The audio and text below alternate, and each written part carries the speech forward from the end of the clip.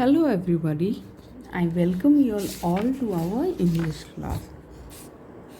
Today we will revise block 1, that is chapter 1, The Beggar.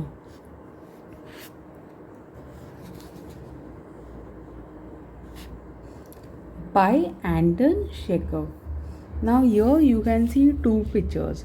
In the picture where the man is having his hat in the hands is the beggar, and on the other side is the writer Anton Chekhov.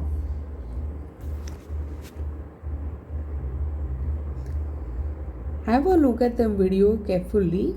You already know the story. The lesson is being already done with all. We are just doing a quick revision. Now, just a small reminder. In the story, there's one character whose name is Sergey.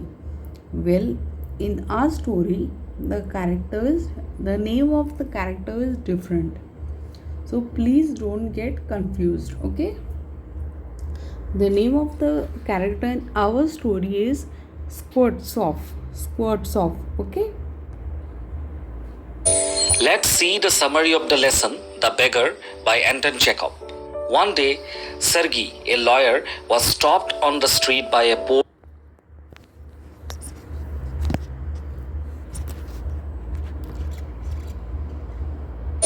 Let's see the summary of the lesson, The Beggar, by Anton Chekhov.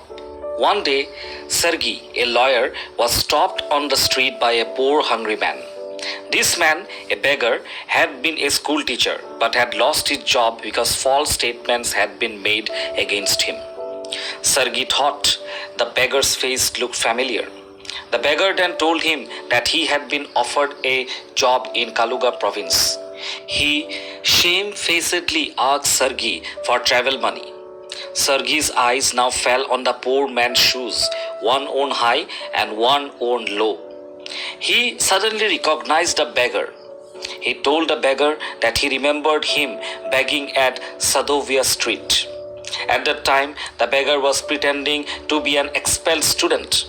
The beggar, surprised, denied the claim. Sergei, furious, accused him of lying and threatened to call the police. The beggar then admitted to lying. He told Sergei that he used to be a singer in a choir but was fired for drunkenness. Now he lied and begged for money. What else could he do?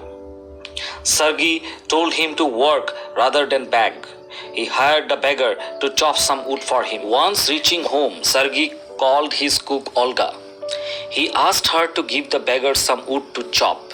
The beggar hesitantly followed the cook to the shed. As Sergei watched from the window, Olga came out of the shed and angrily threw an axe at the beggar's feet. The beggar tried to raise the axe and chop a piece of wood, but every time he tried to do so, the wood slipped from his grasp. Sergei, witnessed all this, felt sorry for the beggar. It was obvious that the beggar's drinking had made him unfit for labor. However, an hour later, Olga came and told Sergei that all the wood had been chopped. Sergei was satisfied. He asked Olga to give half a ruble to the beggar. He also told Olga that if the beggar wanted to, he could come every month to the house. Work could be found for him. So the beggar came to Sergei's house every month. Olga found some work for him. He was paid 20 to 40 kopecks every time. Sergei hired him to move furniture when he decided to shift to another house. However, the beggar, though sober, roamed around the house, barely helping at all. After the moving was done, Sergei called the beggar to his study. He was pleased with the beggar's progress. He finally asked the beggar for his name. The beggar replied that his name was Lushkov. Sergei told Lushkov that he had found some employment for him. He gave Lushkov a letter of recommendation for some copy work. 2 years went by after that. One evening, Sergei was buying tickets for the theater when he spotted a familiar face. It was Lushkov. He was wearing a fur collar coat and sealskin cap. Sergei happily called Lushkov and asked after him. Lushkov informed him that he was a notary now.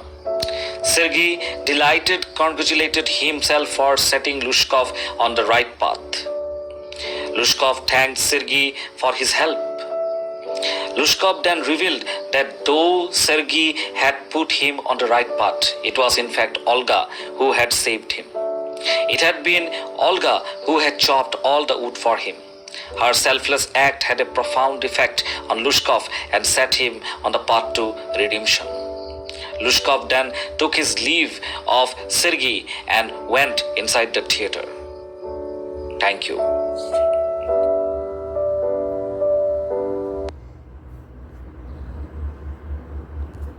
If you have any questions regarding the story of this particular video, then we can discuss in our next class.